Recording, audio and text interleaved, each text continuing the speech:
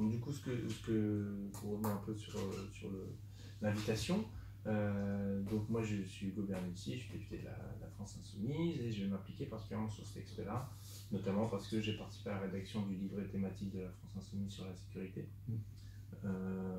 Antoine, dans d'autres circonstances, a participé un peu sur celui sur la justice. Moi-même, j'ai gardé un œil dessus pendant les travaux de la France Insoumise. Et donc forcément, je vais m'impliquer particulièrement sur ce texte de loi là, qui arrive. Pour vous donner des éléments de calendrier, on a appris hier que l'examen en commission serait le 13 septembre, donc ça arrive très vite. Et l'examen en séance publique, par contre, c'est un peu plus tard. C'est prévu le 26 septembre. Ça laissera un tout petit peu de temps entre deux pour travailler une version augmentée des propositions qu'on fera. Mais voilà le calendrier dans lequel on se trouve. Donc on souhaitait vous recevoir et faire nos propres auditions, parce qu'il y a aussi des auditions officielles, on va dire, de la commission des lois. Et donc souhaiter voir avec vous à la fois l'analyse du texte, certes, mais aujourd'hui je pense qu'on a déjà beaucoup d'éléments sur qu'est-ce qui ne va pas dans ce texte, quelles sont ses limites, quelles sont les atteintes à nos libertés fondamentales, etc. Mais aussi de travailler sur des propositions alternatives. Dans l'optique, pour nous, on se met toujours dans l'optique de si demain on était au pouvoir en responsabilité, qu'est-ce qu'on ferait dans la même situation.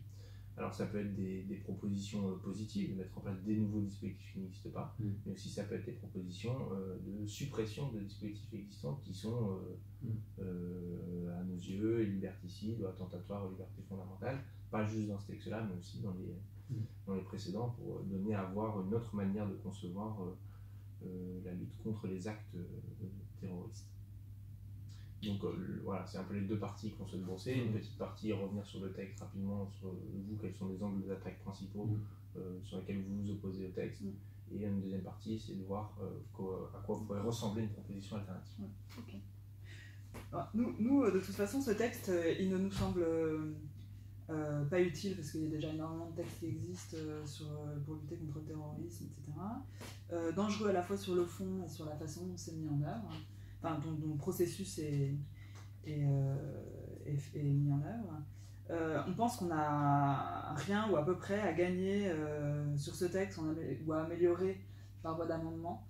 Donc notre objectif, et en fait nous ce qu'on veut c'est, on refuse de jouer ce jeu de négociation de détails sur des dispositions qui de toute façon ne sont vraiment pas bonnes et ne devraient pas exister en fait. Donc, et sur un texte qu'il faudrait rejeter en bloc en fait. Donc on a beaucoup travaillé sur les textes précédents à essayer d'aider à proposer des amendements et d'améliorer le texte. Et là il y a un moment où je pense qu'on a largement, déjà on avait largement ce qu'il fallait avant, là, enfin voilà, on va pas continuer éternellement ce petit jeu de dupes. On est totalement contre cette surproduction législative sur des textes sécuritaires qui sont pris sans qu'il y ait réellement, enfin sans qu'il y ait du tout d'évaluation de l'impact des textes existants qui ont été déjà adoptés, de leur impact, de leur efficacité. Et donc voilà, on peut toujours rajouter, hein, je veux dire, dans 3 mois, on attend on rajoute un texte, dans 6 mois, un autre, on en rajoute un, enfin voilà, c'est un jeu sans fin. Donc voilà, donc nous, à 2 exceptions près, on n'envisage pas vraiment de travailler sur les amendements. On en reparlera plus tard, mais en fait, on a 2 amendements qu'on propose, notamment un amendement de suppression globale du texte, voilà, qu'on voudrait proposer en fait. Enfin, il sera proposé. Et pour vous donner un peu, et pour ceux qui regarderont la vidéo, comment ça se passe, à chaque fois qu'on fait un amendement, il y a 2 minutes pour le défendre, pour un des signataires de l'amendement, et on peut faire des amendements de suppression à l'article, mais aussi à l'alinéa. Donc on peut faire autant d'amendements de suppression et avoir autant de fois 2 minutes de temps de parole qu'il y a d'alinéas dans ce texte. Et il y a beaucoup d'alinéas dans ce texte. C'est ce qu'on avait fait au moment de la loi sur les ordonnances sur le code du travail, ce qui nous a permis d'être extrêmement présents sur tout le texte, sachant qu'on essayait de faire l'effort à chaque fois dans nos interventions de 2 minutes, autant faire se peut, d'expliquer en quoi on était opposé à l'alinéa. On n'a pas fait juste de l'obstruction, c'est une forme d'obstruction, on n'a pas fait que de l'obstruction pour le plaisir, mais aussi pour morceau par morceau, revenir sur la logique sous-jacente et être dans de la pédagogie aussi, l'explication vis-à-vis des députés d'En Marche, qui pour beaucoup découvrent un peu comme nous la vie parlementaire, mais ils découvrent aussi leurs avis tout court sur les lois ou sur telle ou telle chose, parce qu'ils ne s'étaient pas vraiment posé la question avant, ce qui n'est pas forcément le cas des députés insoumis qui bien souvent s'étaient posé des questions avant d'être élus, et donc arrivent avec un plus de richesse politique. J'espère qu'ils le prendront pas mal en regardant la vidéo, mais en tout cas c'est l'analyse qu'on fait, donc on est vraiment dans cette envie d'expliquer aussi, de démontrer et d'argumenter. Donc ça c'est une des propositions d'amendement, on viendra après sur l'autre proposition. En revanche pour nous ce texte c'est vraiment l'occasion de poser des débats, donc, notamment via ces amendements de suppression possibles, mais via, d'une manière générale de poser des débats sur les dérives sécuritaires, sur ce type de procédure, sur la tendance aujourd'hui à sortir du judiciaire, ou en tout cas à calquer les procédures administratives les procédures judiciaires sur les procédures administratives en fait. C'est une tendance qui existe depuis plusieurs années, qui notamment sur les sujets liés à la sécurité. Donc ça c'est un des premiers points qu'on va développer. Ensuite on voudrait vous voir un petit peu attirer votre attention sur les dangers probables liés aux amendements qui risquent d'arriver, soit parce que typiquement sur la partie identifiant ça a été retiré par le Sénat, et voilà, soit sur les modifications de la loi renseignement par exemple, ou l'extension de cette loi via ce texte. Ensuite, on reparlera des amendements, et on voulait aussi évoquer déjà avec vous la possibilité de saisir, d'une saisine du Conseil constitutionnel. Bon, c'est encore un peu tôt vu le texte n'est pas adopté. Non, mais c'est maintenant que ça se prépare. Voilà, c'est ça. C'est une procédure accélérée, donc il faut tout faire en accéléré. C'est ça. Et d'ailleurs, on est dans une logique prédictive, tout comme le texte. Et voilà, et parmi les choses qui nous dérangent, c'est évidemment la procédure accélérée, mais de toute façon, je te... Non, la procédure accélérée, je ne vais pas passer. Non, ça, tu as besoin d'un débat féminin. Alors, nous, on part avec l'idée, nous, et je pense que les autres assos vont rencontrer, qu'on va rien gagner sur ce texte, qu'il va être adopté tel quel, voire pire, et qu'il faut l'accepter, et qu'il faut faire avec cette situation-là. Donc, qu'est-ce qu'on peut faire de positif? En premier, voilà, donc c'est profiter de l'occasion pour débattre. Nous, on considère qu'en fait, ce texte, c'est juste un symptôme parmi d'autres d'une maladie qui est bien plus ancienne et bien plus grave. Et donc, s'arrêter aux symptômes, c'est un peu court. Profitons de ces symptômes pour parler de la maladie. La maladie, Agnès l'a évoqué en 2 mots, c'est on transfère les pouvoirs de régulation de population de l'autorité judiciaire vers l'administration. Alors nous, pourquoi la Quadrature arrive à lutter contre ces symptômes-là? Parce qu'à la base, on avait lutté contre un autre symptôme de cette maladie, qui était la loi renseignement, où tout d'un coup on voyait plein de mesures de contrôle et de surveillance qui étaient traditionnellement l'apanage de l'autorité judiciaire, qui déroulaient dans des procédures contradictoires, avec une administration de la preuve particulière, construite, peut-être pas parfaite, mais construite, et tout d'un coup on voyait exactement tous les mêmes pouvoirs se démultiplier au sein de l'administration, avec un contrôle extrêmement faible, avec une rigueur, des standards à respecter bien plus faibles que le judiciaire, et cette logique qu'on retrouve exactement aujourd'hui, qui est c'est des siècles qu'on a passé derniers à développer une procédure pénale extrêmement rigoureuse, extrêmement protectrice des personnes poursuivies, aussi de nos valeurs politiques. Tout ce corpus juridique et aussi ce corpus politique, on va le mettre de côté. On va le mettre de côté parce qu'il est trop rigoureux, parce que manifestement la population est prête à ce qu'on renonce à ces siècles de construction politique, et on va créer un nouveau droit qui était déjà là, c'était le pouvoir de police de l'administration. On va se fonder sur ce pouvoir de police, on va l'étoffer, donc on ne va pas le créer entièrement, mais on va l'étoffer pour petit à petit rajouter des prérogatives qui le rendra identique en termes de pouvoir à l'autorité judiciaire, mais en termes de procédure et de garantie, on va recréer les nôtres, les nouvelles, qui du coup forcément seront très faibles et permettront de délier les mains de l'administration. Donc là, dans la loi, dans le texte qu'on regarde aujourd'hui, donc c'est l'état d'urgence, toujours pareil, sauf que maintenant ça devient un droit commun. C'est exactement cette logique qu'on va retrouver tout bonnement, parce que pratiquement toutes les mesures attentatoires en liberté, donc qui vont réguler la population, elles se basent sur une décision unilatérale de l'administration et se fondent sur des éléments qui, après, certes, peuvent être débattus devant le JLD en théorie, ou devant d'autres juges, mais c'est des éléments qui ne respectent pas du tout la rigueur et les standards de la procédure pénale. Ça va être les notes blanches, donc qui vont être pas sourcées, pas signées, qui, si une note blanche produite par un juge d'instruction ou par la police, un transfert pénal n'a aucune chance jamais d'aboutir à quoi que ce soit, à une quelconque privation de liberté, mais le même pouvoir qu'en fait l'administration, cette fois-ci lui permet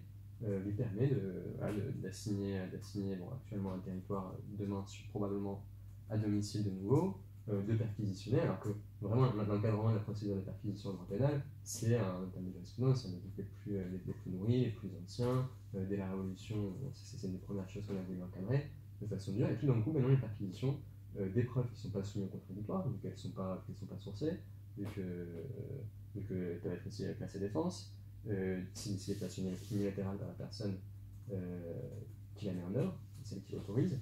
Donc c'est exactement la même chose qu'on trouve dans la loi renseignement, c'est voilà, on reconstruit un droit autour de la police administrative, en fait on refait ce qu'on avait déjà dans la police judiciaire, mais en fait on le voit, toutes les mesures qu'on a là, le syndicat de la magistrature le dit très bien, on l'a déjà dans le droit pénal.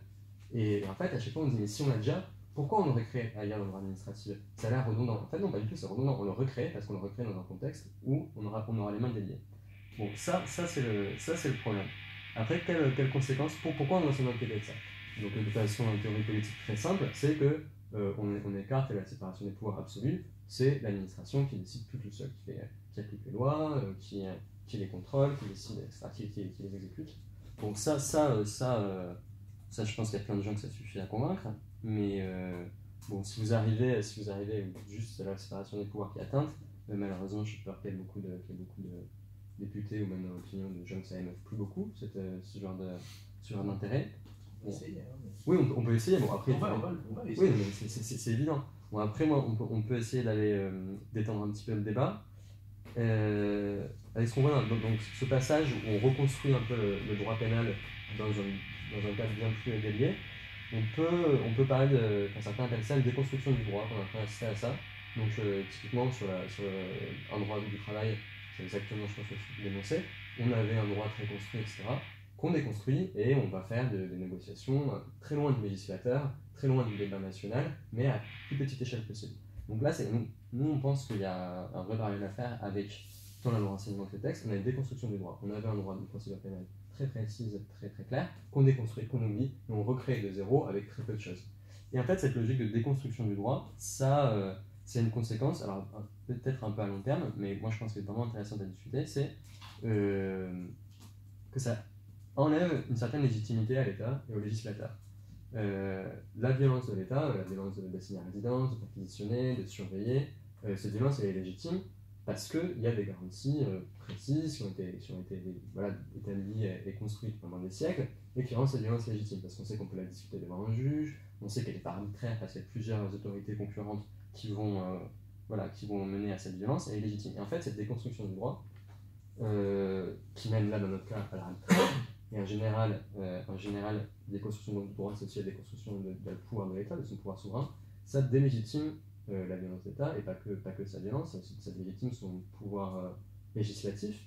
Et en fait, vraiment, ce qu'on peut voir arriver, c'est au bout d'un moment, les personnes qui vont subir les interdictions de manifestation, les assignations, les perquisitions, et dans toutes les tranches de la société, et même pendant les débats sur le travail, il y a plein de gens qui commencent à dire, mais en fait, si l'État se permet lui-même d'exercer une violence contre nous, sans juge, sans droit, sans procédure pénale, pourquoi on n'en fera pas autant? Vraiment, ce discours, on le voit souvent. Alors ça, je pense par contre que, moi c'est pas un discours qui me touche, je ne m'inquiète pas que les gens deviennent violents, mais ça, je pense que c'est vraiment une chose que les députés traditionnels devraient comprendre. En fait, ils sont anarchistes, ils sont anarchistes au sens péjoratif, où ils veulent détruire le pouvoir. Ils veulent dire, en fait, nous, législateurs, on détruit la procédure pénale. Alors que c'est le rôle du législateur de construire une procédure pénale, on donne tous les pouvoirs à l'administration, du coup on déconstruit le droit, on enlève le pouvoir législateur et on mène vers une situation dans laquelle l'autorité devient très floue et en fait vraiment les gens quand ils vont devoir, typiquement contre la loi travail ou contre les ordonnances, quand ils vont devoir s'y opposer, ils vont être dans une situation où en face ils auront une autorité qui aura eu cesse ces dernières années de prouver qu'elle déconstruisait le droit et son pouvoir et ça a légitimé leur violence à eux pour le coup. Et ça, alors je pense qu'il y a des façons, c'est assez complexe, mais d'exposer ça aux députés plus conservateurs pour leur dire, en fait, si vous êtes conservateur, vous devriez vouloir conserver le droit qu'on a construit si longtemps, qui a construit l'État. Sur la procédure pénale, sur le renseignement ou sur les assignations et perquisitions, sur le droit du travail, c'est un autre débat. Voilà, donc c'est un angle d'attaque que je trouve peut-être un débat qui peut être assez intelligent. D'autant plus que l'ultralibéralisme appliqué au code de procédure pénale. Ouais, mais ce qui devient l'anarchisme en fait, l'ultralibéralisme appliqué à l'État, en fait c'est l'anarchisme, eux dans le sens négatif depuis la même temps, dans le sens positif c'est vraiment une chose, mais et en plus ça crée un cercle vicieux parce que, après, on va le voir, il y a plein de gens qui disaient l'État n'est pas légitime à nous exercer la violence qu'on va l'exercer contre eux, et du coup ça va justifier des lois contre cette nouvelle violence, et encore ça c'est un truc à rappeler important, donc là ce projet de loi il s'applique au terrorisme, mais la seule définition qui existe du terrorisme, c'est dans la directive européenne sur le terrorisme de mars dernier, qui est extrêmement large et qui parle très bien d'atteinte aux biens, dont le but est de faire changer la position de l'État sur un sujet. On n'est pas du tout dans les menaces de mort, on n'est pas du tout dans l'atteinte à la vie des personnes, juste l'atteinte sur les biens. Le piratage dont le but est de remettre en cause une structure sociale ou économique du pays, typiquement pirater une grande banque, mais en fait, dans la définition du terrorisme, la seule qui existe européenne, ça rentre dedans. Donc on voit que toute cette violence-là, donc nous on imagine qu'elle est déclenchée contre Daesh ou Al-Qaïda, en fait non, pas du tout dans les textes très carrés, puis on a vu de toute façon pendant l'état d'urgence. Alors l'état d'urgence c'était plus large que le terrorisme, mais en fait même en s'arrêtant juste à terroriste, il y a tout un tas de gens qui avaient été assignés à résidence pendant la COP21, qui là pour l'être de la même façon avec ce texte. Donc voilà, ça c'est pour ce premier point. Donc, quel débat on peut avoir à partir de ce texte, et sans parler juste de disposition par disposition, parler d'un mouvement qui en fait de ne pas s'arrêter du tout avec ce texte et qui a déjà commencé depuis longtemps. Ouais, nous on ne va pas revoir tout disposition par disposition, je pense que vous l'avez vu avec le syndicat et de la magistrature probablement et d'autres, et je pense qu'il y a suffisamment de positions qui reprennent tout de façon avec lesquelles on est d'accord, donc on va pas... ouais. Sur les points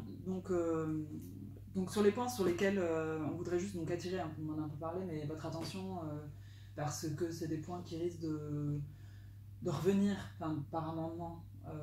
Il y a donc notamment deux aspects, il y en aura certainement d'autres.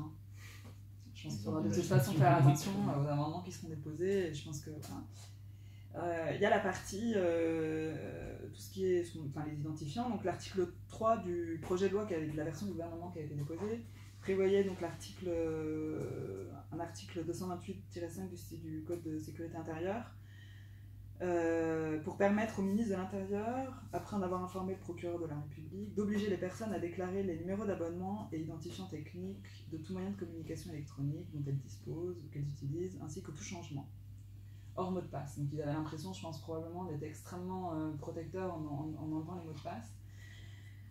Il n'y avait pas les mots de passe dans la version initiale du gouvernement.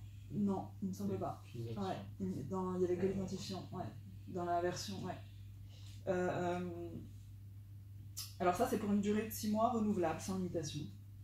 Donc en fait, renouvelable quoi, à l'infini. Or ça existait, en fait cette mesure existait déjà, sauf que la partie mot de passe, je crois, n'avait pas été spécifiée, mais avait déjà été proposée dans la loi du 3 juin 2016. Finalement ça avait été retiré, je crois, au Sénat. C'était déjà venu. Là, ils le remettent, donc on est vraiment dans une tentative de faire revenir cette disposition. Pour nous, c'est une disposition qui est extrêmement dangereuse parce qu'elle remet profondément en cause le droit de se taire et le droit et la présomption d'innocence en fait, et donc le droit de ne pas s'auto-incriminer. Qui est le fondement d'une justice équitable. Et ça, on l'avait déjà développé sur notre site, et donc je pourrais vous renvoyer le lien. J'avais fait une analyse en remettant un petit peu les éléments, les articles du code dans lesquels on a ce droit qui a été transposé. Il y a quelques arrêts de la CEDH aussi. Enfin, vraiment, c'est vraiment un des fondements des droits de l'homme, d'avoir une justice, un vrai droit une vraie défense équitable, le fait de ne pas avoir à s'auto-incriminer, c'est vraiment extrêmement important. Donc le remettre en cause, c'est très dangereux, surtout que si on commence à le remettre en cause pour des raisons de terrorisme, on va avoir cet effet cliquet qui va revenir après sur d'autres éléments peu à peu, et donc à la fin, ça va être une remise en cause globale de ce droit qui de toute façon doit exister, y compris pour le terrorisme. Donc voilà. pourquoi ça revient régulièrement?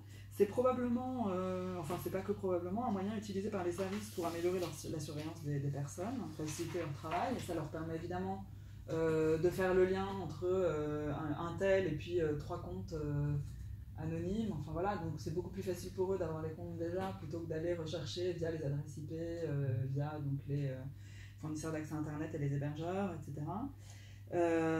Donc pour eux c'est vraiment beaucoup plus facile. Ça en fait des sélecteurs de surveillance aussi, dans les systèmes dans les boîtes noires. Au lieu d'avoir les boîtes noires qui font remonter des éléments, des signaux de terrorisme, on injecte carrément des comptes de ce type, et donc on peut surveiller ces comptes vraiment facilement. Autour surtout. Autour, enfin, ce compte et toute l'activité autour de ce compte. Ouais, c'est une boîte noire en fait autour d'un identifiant. Voilà.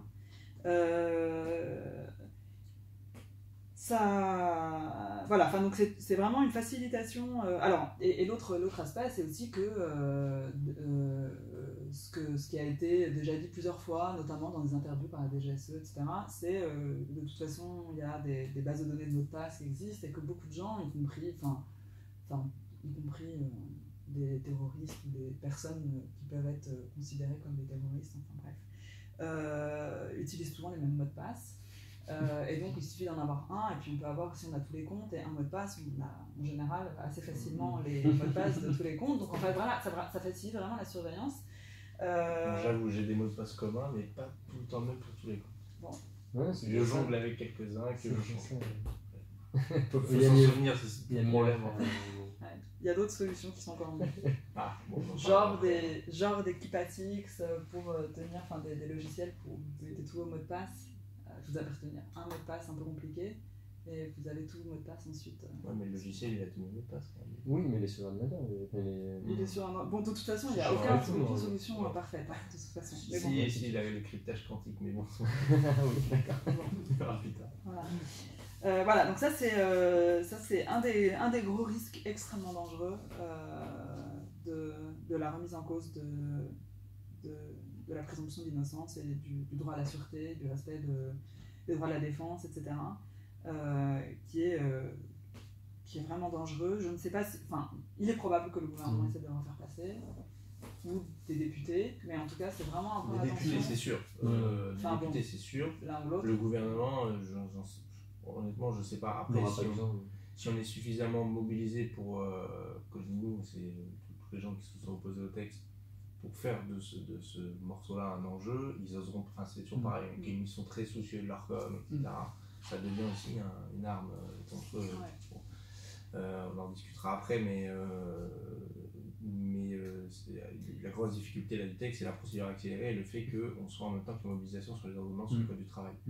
Pour le coup, là, ça ne nous sert pas. Pour l'instant, ça nous dessert. Après, à voir comment on fait la jonction. Il est probable que ce soit bien voulu d'ailleurs par le gouvernement je le pense. Surtout qu'il y a des violences pendant les manifestations. Ils vont mais il faut vite un peu. C'est ça. Donc l'autre aspect sur lequel on veut attirer votre attention, c'est les risques de faire revenir des modifications de la loi renseignement, ou enfin, tu veux en parler? Alors, vous êtes pas sans savoir, je pense, qu'il y a le 4 août, c'était, donc il y a un mois, la quadrature avec les assos, on a gagné une QPC contre un bout de la loi renseignement. Donc c'était un bout sur les accès directs. Donc l'idée, c'est les renseignements.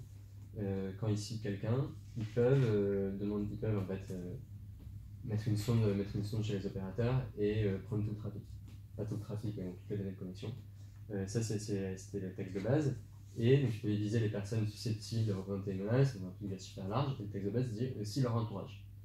Nous, on est arrivé, on dit non, déjà susceptible de représenter une menace, c'est beaucoup trop flou à enlever ça. Et en plus, si c'est l'entourage de personnes, donc c'est flou, on dépasse largement la proportionnalité. Donc, on a attaqué ça devant le Conseil constitutionnel. Le Conseil constitutionnel a reconnu assez faiblement que l'entourage c'était excessif, donc c'était inconstitutionnel, donc ça a été censuré. Et son motif, la constitutionnalité, on va dire principale, pratique en tout cas, c'est rédigé, je sais pas quoi. Non, c'était qu'il n'y avait pas de contingent. Alors, le contingent, qu'est-ce que c'est?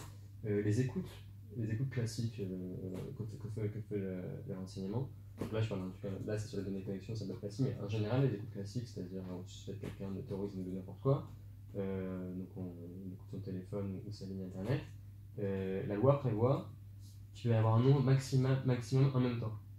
Il dit d'avoir un contingent ne peut pas faire le nombre d'écoutes simultanées est limité.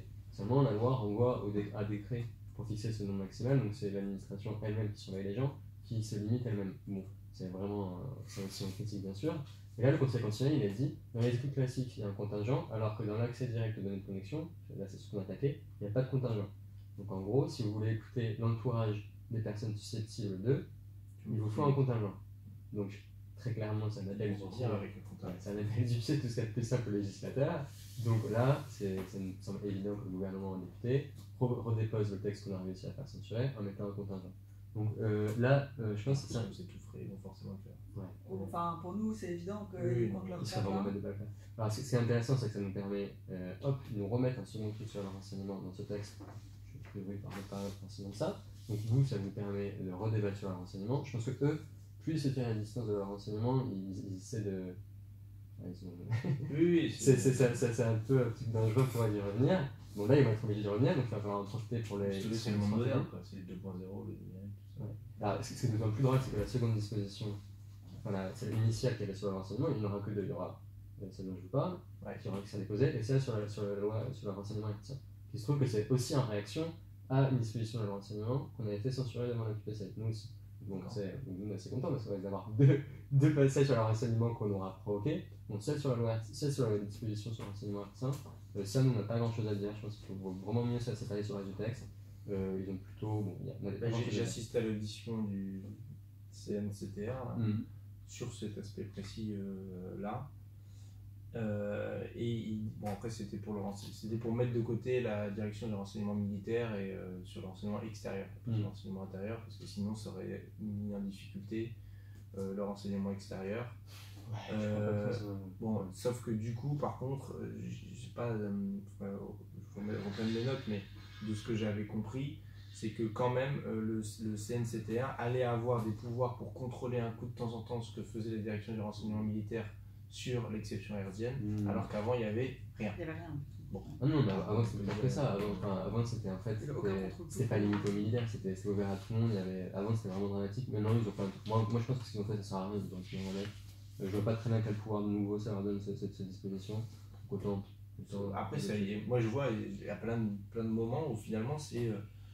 Je trouve pas d'autres termes, mais c'est pour blanchir un peu la dérogation. C'est-à-dire que quand ils mettent le juge de liberté de la détention, qui ne pourra finalement pas contrôler, ça donne un blanc-seing au dispositif. Ça lui donne comme si ça lui donnait de la valeur, alors que ça n'en a toujours pas. Ça permet de dire, regardez, c'est rentré dans le judiciaire. Voilà. Et là, c'est pareil pour le CNCTR. Ah si, regardez, il y a un contrôle, du coup c'est bien. Quoi. Donc, et comme il y en a en vrai, c'est pas ce type de surveillance-là qui nous inquiète le plus. Dans l'audition, il y a eu des interventions pour dire, donc c'était notamment le député Fauvergue, qui disait oui, mais donc du coup, est-ce que sur l'exception hertzienne, bon, il y a des contrôles, mais est-ce que du coup on va pouvoir quand même capter le Wi-Fi plus simplement maintenant aux abords des maisons, c'est possible, etc. Quoi. Vous avez compris que ça ne concernait pas le Wi-Fi, ça ne peut pas concerner le Wi-Fi. Oui, mais lui, dans l'audition, il en a profité pour... Non, il avait très bien compris, il a juste profité pour revenir là-dessus et dire oui, il faudra qu'on voit sur le texte, effectivement, parce que pour les renseignements... Il aimerait étendre cette... Voilà, que ce soit bien...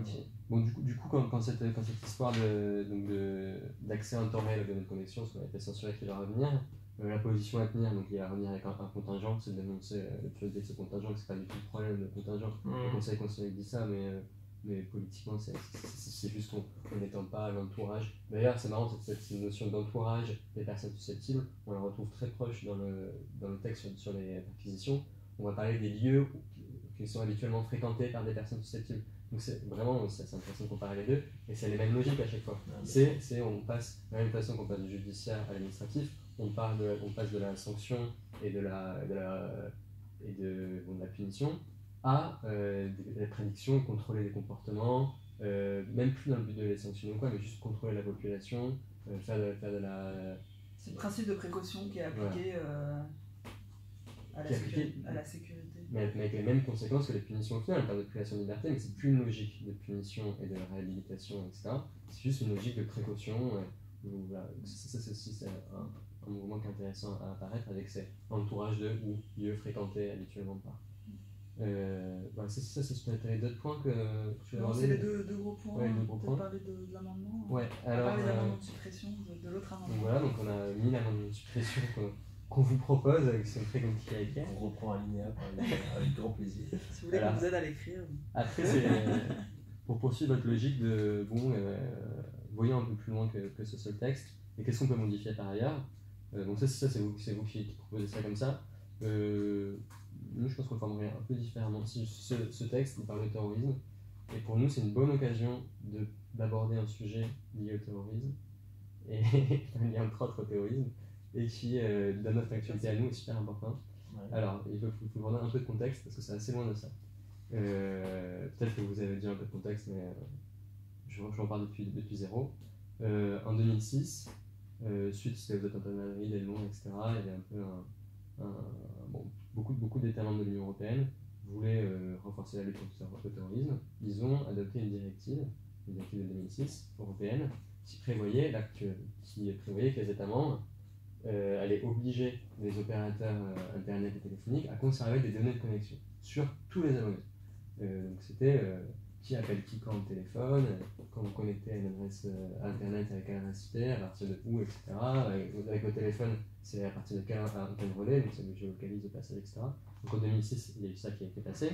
Ça a été transposé un peu partout. En France, il se trouve qu'on avait déjà en fait cette obligation. Donc c'est l'article L34-1 du Code des postes et des communications électroniques, CPCE. Et ça, c'est un article L34-1 qu'on combat. Je ne sais pas si vous voyez, mais les actions judiciaires, juridictionnelles menées par la Quadrature, c'est notre petite association à côté, les exégètes amateurs, qui s'appelle On fait que du contentieux. Et donc c'est une structure qui existe depuis 3 ans et qui attaque un peu toutes ces lois. Et en gros, cette structure, elle s'est créée contre l'article L34-1. Donc c'est l'ennemi à battre depuis longtemps. Et il se trouve qu'en 2014, il y a un arrêt de la Cour de justice de l'Union européenne assez fondamental en la matière, donc il y a l'arrêt Digital Rights Ireland. Je ne sais pas la date précise, mais bon. 2014. Oui, 2014, je ne sais plus. Qui en gros dit non, en fait, on ne peut pas surveiller toute la population comme ça. Cette directive, elle n'est pas bonne. Donc, qui invalide cette directive et qui est nulle. Donc, cette directive, elle arrête d'exister. Et depuis 2014, tous les États membres sont un peu les yeux écarquillés, genre, mais est-ce que ça nous concerne vraiment, etc. La décision de la Cour de justice n'était pas parfaitement claire. Il a fallu attendre 2016 pour on revienne cette fois-ci que l'État. Que la Cour de justice ne soit pas saisie d'une directive européenne, soit directement saisie de questions qui portaient sur les droits nationaux. C'était un droit suédois et anglais. Pour qu'elle dise, donc ça c'est récent 2016. Et là, très clairement, interdit toute loi qui imposerait aux opérateurs de conservation de données de connexion sur toute la population. Et qui oblige, qui ne permet que des conservations ciblées sur des individus précis et limitées dans le temps, etc. Donc vous voudriez qu'on fasse un amendement transposant cette directive qui est cette la décision de la Cour de justice européenne. Ça me semble intéressant. Alors, il y a plein de raisons pour lesquelles c'est assez sympa. Cette décision, ça fait depuis décembre qu'elle est là, que tous les États membres, pratiquement, restent encore une fois les écarquillés, en disant mais qu'est-ce qu'on va faire, comment on va adapter notre droit, parce qu'on ne veut pas changer notre droit, donc nous on l'aime trop. Et en fait, c'est terrible parce qu'on a un droit européen qui, en théorie, est très bien, nous protège, mais qui n'est pas du tout mis en pratique. Parce que. On défend l'Union européenne. ouais, c'est bon, c'est bizarre. Du coup, on a. En fait, tous les États membres négocient entre eux pour dire comment on va faire. Je pense qu'ils attendent un peu d'avoir fait une ligne commune, de réfléchir s'ils vont prendre un texte européen pour contrer la décision. Bon, bref, ils ne savent pas trop. Et en vrai, nous, on est surpris que depuis 6 mois, il n'y a aucun débat en France public auprès de la part du gouvernement pour expliquer, aucune annonce, pour expliquer comment ils vont prendre en compte cette décision. Parce qu'ils vont devoir le faire, on sait qu'ils vont devoir le faire, ils vont le faire un jour ou l'autre. Il y a dans l'arrêt une obligation de délai de non, pas du tout. Non, il n'y a pas de transposition, juste. Le juge ne se rapporte que justement au cas d'espèce. Oui, mais c'est une question préjudicielle, ça interprète la charte. C'est ça. Au final, il faut aller sur la question d'interprétation. Ouais. Ça impose aux États. Cela dit, les États ont un peu plus de marge. Cela dit, nous, on a, avec les exégètes amateurs, où il y a donc la fédération FDN, qui est la fédération des fournisseurs d'accès Internet associatifs, donc qui est une fédération de fournisseurs d'accès Internet associatifs, et FDN, qui est un des fournisseurs d'accès Internet associatifs. Et plus de défense. On est donc ces 3 associations, donc on a ce groupe de travail des exégètes amateurs, et on a un recours là-dessus dans le Conseil d'État et on attend. Ouais. Voilà. Donc il y a vraiment en plus une décision, on attend en fait, vraiment. on attend, mais on pense qu'on attend parce que le Conseil d'État ne veut pas forcer forcément la main au gouvernement. En fait, tout le monde a une attente qu'il se passe un truc. Et actuellement, l'initiative est dans leur camp et ils prennent tout à fait au sérieux cette décision. On sait qu'ils considèrent qu'ils doivent y réagir. Il n'y a pas d'ambiguïté, genre est-ce qu'on va y échapper, ils veulent y réagir. En tout cas, ils ne savent pas comment ils vont réagir et ça nous inquiète, parce qu'on a entendu la façon dont ils veulent réagir. L'initiative est dans leur camp. Et nous, notre idée, c'était non, on va prendre l'initiative. Il faut qu'on prenne l'initiative, il faut que le débat il apparaisse publiquement dans nos termes à nous et que ce soit eux de se défendre. Parce que eux, s'ils arrivent avec une petite correction un peu nulle de leur truc et que c'est nous, on va expliquer pourquoi ça va pas assez loin, c'est pas très fort. C'est bien plus fort que si nous, on arrive avec un truc carré qui correspond à une décision européenne et eux qui disent ah, mais non, en fait, attendez, on sort de cet amendement de ce texte, on va faire une loi bientôt qui sera parfaite, ils vont être déstabilisés. Et nous, après, en termes de contentieux, en termes de négociations politiques sur d'autres textes, etc., ça va vachement nous avantager pour faire gagner nos arguments. Alors, en termes d'amendement, matériellement, c'est très simple en fait ce qu'il faudrait faire. C'est cet article L34-1 donc, qui prévoit cette obligation de conservation. En gros, c'est vraiment rajouter une phrase d'une vingtaine de mots à la fin pour dire que les données conservées. Actuellement, il y a juste marqué les données de connexion doivent être conservées, donc sous-entendu ça de tout le monde, et juste rajouter les données de connexion relatives aux personnes visées par une demande, etc. Pour circonscrire justement et respecter la... Et donc, moi je pense. C'est vicieux ça, mais j'aime bien. Ah oui, mais. Nous aussi on aime bien ce genre de choses. Donc je pense que ça provoquerait un débat qui est super utile à avoir sur un truc qui traîne. Et même au niveau européen, ça pourrait déclencher des trucs avec les dominos qui pourraient être positifs, parce que ça va réveiller. Après, il faut avoir conscience que ça peut avoir un effet au contre-coup. C'est que si on les précipite, on va faire les choses moins bien que s'il n'y avait plus le temps. Ça, c'est dans l'idée où on pense qu'ils sont. Eux, j'appelle ça le gouvernement, on pense qu'ils sont pas trop fous non plus. Donc là, c'est vrai qu'on leur forcer la main, c'est un peu à double tranchant. Mais on pense comme on n'a pas une grande confiance en eux, voilà.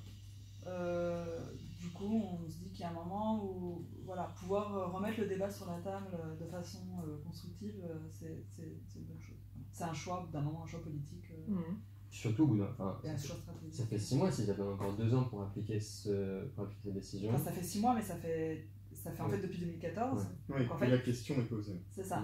Et que voilà. Et nous, notre cours il date de 2 ans, 1 an et demi, 2 ans. Enfin, il date Et donc ça a été renforcé par une nouvelle décision de la CGE en décembre. Donc en fait, ça fait pas juste 6 mois, quoi. Ça fait 3 ans qu'on est en train de se demander. Mais après, le truc, c'est une vraie atteinte à la liberté de toute la population. Donc c'est pas juste, on va s'amuser à les titiller. En fait, non, il faut qu'ils prennent une décision maintenant, parce que c'est vraiment grave, en fait, cette obligation de conservation généralisée. Alors, quel rapport avec le texte si on veut s'amuser parce qu'actuellement, les motifs pour accéder aux données conservées sont très larges. Ça va aller contre le terrorisme, ça va aller contre un peu tous les crimes, en passant par Adopi. Genre, alors que la décision de la Cour de justice dit que ça va limiter aux crimes graves, donc Adopi. Voilà, c'est pas très grave. On a l'AMF, la confiance, plein de gens ont accès. Et une des choses qu'on pourrait faire aussi pour attacher, c'est limiter ça à la lutte contre le terrorisme et les crimes graves type les crimes organisés. Les criminalités organisées, je sais pas si on pourrait mettre l'évasion fiscale, des trucs comme ça, c'est utile ou... Je sais pas ce qu'en penserait la CG, mais moi je suis pas contre.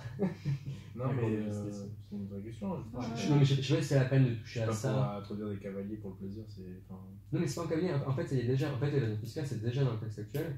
L'idée, c'est de un peu redéfinir pour juste. Il se trouve qu'il n'y a pas le mot terrorisme dedans. Donc on peut mettre terrorisme juste pour attacher ça au texte. Mais en fait, il y a un vrai lien avec le texte, même si on ne mettait pas terroriste, c'est des mesures de surveillance. On a déjà des renseignements.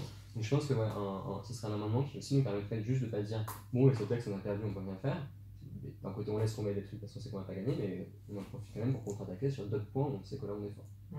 En termes de dynamique politique, ça pourrait bien être beaucoup plus gai que juste ça. Et je compte bien à ce qu'on passe un peu à l'offensive. C'est pour ça que je cherche des propositions aussi. Je souhaite qu'on soit à l'offensive sur ce texte et pas juste en disant oui, on veut supprimer les amendements et les milliards. Parce que politiquement, ça me semble pas. Je sais pas que c'est contre-productif, mais pas suffisamment productif. C'est difficile en tout cas. Ça permet éventuellement de mettre du débat sur des points, mais c'est effectivement du défensif uniquement et c'est compliqué.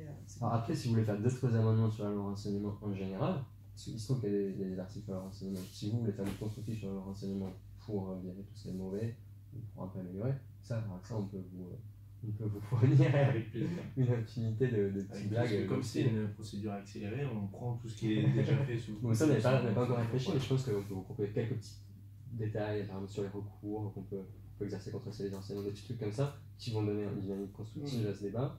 Sur le champ d'application, sur plein de choses. Ouais, sur le champ d'application. On peut espoir de gagner, mais en tout cas, vous me permettre de recréer le débat. Ils veulent parler de renseignement, mais qu'on en parle. Très bien. Donc ça, c'était notre proposition d'amendement. Et voilà. Et donc le dernier point nous qu'on voulait voir avec vous, c'était donc cette histoire de saisine du Conseil constitutionnel, parce il y a de grandes chances que ce texte soit adopté, que ce texte ne plaise pas à la fin. De toute façon, le gouvernement et les gouvernements, enfin pas nécessairement que celui-là, hein, ça fait des années que ça dure, et ça est arrivé aussi au Parlement européen, enfin et au niveau européen pour adopter la directive terroriste, c'est l'argument qui tue, et qui fait trembler tous les parlementaires, presque, c'est si vous n'adoptez pas ce texte, vous serez responsable du prochain attentat. Oui. Donc en fait, les parlementaires, tout le monde est pieds et poings, mais voilà, donc tout le monde est pieds et poings liés. Par contre, sur ce qu'on disait tout à l'heure, sur l'analyse de ce qui a été fait, enfin sur l'évaluation des textes existants, l'efficacité, ça on s'en fiche, mais bon, voilà. C'est un peu l'argument fort du gouvernement, enfin des gouvernements. Donc voilà, donc nous, ce qui nous intéresse, c'est de commencer à prévoir un peu la suite et l'élaboration d'un argumentaire pour saisir le Conseil constitutionnel. Et donc on voulait voir un petit peu, alors, si vous seriez d'accord pour initier cette saisine, ou si d'autres veulent l'initier, la co-signer avec des groupes d'autres groupes, quoi.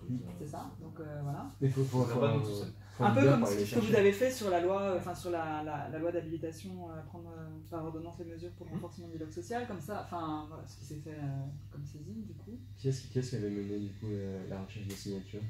Nous. C'est vous, ouais. Ouais. Voilà, donc nous c'est un peu.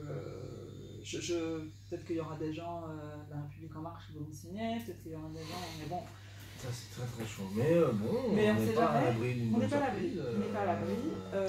Mais voilà, est-ce que nous on voulait voir un peu si vous seriez prêts à travailler là-dessus, parce qu'on pense qu'il y a quand même des choses, probablement, il faudra voir le texte final, mais probablement vraiment des choses à faire là-dessus, ce serait dommage de laisser passer.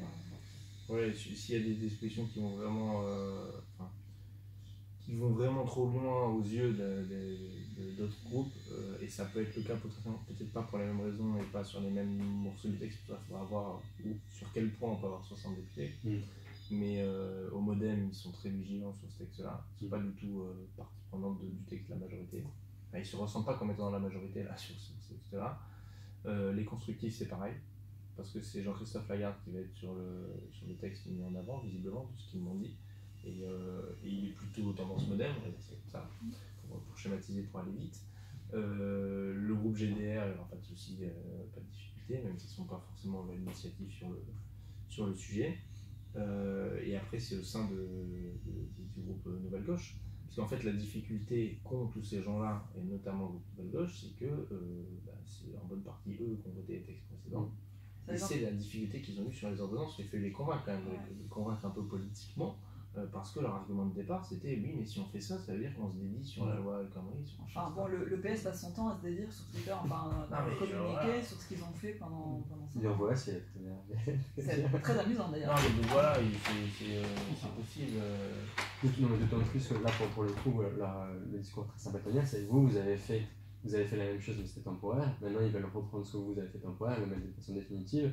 Du coup, aller défendre l'idée que ça va rester temporaire ou disparaître. Ça, pour eux, s'ils veulent se défendre comme ça, ils auront pas de soucis. En tout cas, moi, le tour d'horizon que j'ai fait des différents groupes fait que sur la motion de retour en commission, il semblerait qu'on ait un arc de force très très large pour voter une motion de retour en commission. Donc, si c'est ça, royal, on repart en commission et fin l'histoire de la procédure accélérée, tout ça. Mais il faut que tout le monde soit présent et que tout le monde ait la volonté de voter le retour en commission, qu'il y ait des gens dans des groupes qui me disent ça, que le groupe en entier le fasse dans notre histoire. Après, moi je vous interpelle sur un point, vous n'avez peut-être pas remarqué, mais c'est sûr que sur la loi de prorogation de l'état d'urgence, le groupe En Marche n'a pas fait de délégation de vote sur le vaccinal. il y a eu très peu de votants au final, à la différence de toutes les autres lois. Parce qu'il y en a plein qui ne sont pas hyper chauds et hyper à l'aise avec les états d'urgence. On sait qu'il y en a certains, on sait qu'il y en a certains qui n'y sont pas allés parce qu'ils ne savaient pas quoi voter. Non, mais... Donc, ouais. Donc c'est pas si, nous quand on parle d'effectistes de fous, c'est peut-être un petit peu exagéré.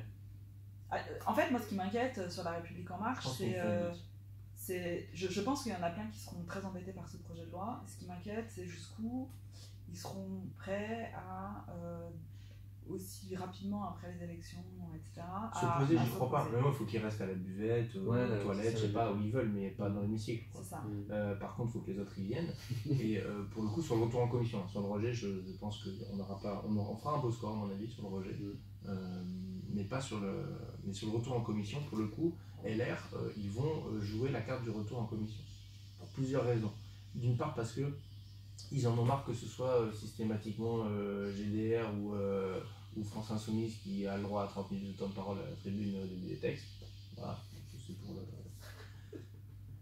Ok. Voilà, je suis un peu déçu parce qu'ils se rendent compte qu'ils ne sont pas l'opposition officielle finalement dans la tête des gens. Ils sont les plus nombreux dans l'hémicycle mais ils ne servent pas à grand chose, visiblement. Et deuxièmement, parce qu'ils préfèrent un retour en commission pour mettre plein d'horreurs supplémentaires dans le texte. Voilà. Ok. Donc on va se retrouver à voter comme eux parce qu'eux veulent mettre des horreurs en plus et nous on ne veut pas qu'il y ait d'horreurs en plus et vous-même qu'il y ait des horreurs en moins. Mais du coup ça peut donner quelque chose d'assez intéressant sur la motion de retour en commission. Ça envoie à quel délai ça? Bah, c'est le 26 septembre. Non mais et après ça prolonge de combien de temps? Eh ben c'est une excellente, question. Un peu de l'agenda après. Ça peut nous faire sortir des débats sur le travail par exemple. Ça sera toujours en même temps. Ben non, pas forcément, parce qu'en fait, la mise à l'agenda, comme là c'est une session extraordinaire, ils vont pas pouvoir reconvoquer de session extraordinaire avant la prochaine fenêtre de tir. Après, on repart en session ordinaire. Donc, ils vont devoir l'inscrire à l'agenda en session ordinaire. Sauf que s'ils avaient déjà prévu de mettre d'autres textes, au pire, ils leur mettent mi-octobre, mais encore, il faut que la commission se réunisse, donc il faut refaire des auditions. Ça donne au moins 2-3 semaines de délai supplémentaire. Et au moins ça chamboule tout leur déroulé. Et en termes de communication, s'il y a une motion de retour en commission qui est votée, c'est-à-dire que certes on parlera essentiellement de la loi travail parce qu'il y aura les manifs et tout, on parlera aussi de ça parce que ce sera le premier, finalement ce sera un revers politique majeur. Le premier est majeur sur un sujet d'ampleur. Et eux ils ont une difficulté, c'est que si on fait ça, ils sont obligés dans la foulée de nous représenter rapidement un texte prorogeant l'état d'urgence après le 1er novembre. Parce que eux, ils se sont auto-fixés leur deadline. C'est vrai. Ils se sont auto-fixés leur propre deadline du 1er novembre. Et c'est peut-être comme ça qu'ils vont contraindre leurs propres troupes d'ailleurs. Ils disent non mais déconnez pas parce qu'on est jusqu'au 1er novembre, si vous faites ça, après il n'y aura ni le nouveau texte ni l'état d'urgence, on sera livré à la menace. Ou alors on devra revoter, vous devrez revoter une prorogation, vous n'avez pas envie de le faire. Du coup, t'as pas de l'impression. Après, on verra à la rentrée. Moi, je reste sur ce qui s'est dit dans le JDD à la fin de l'été, où certains ont dit moi, je reviens pas à la rentrée.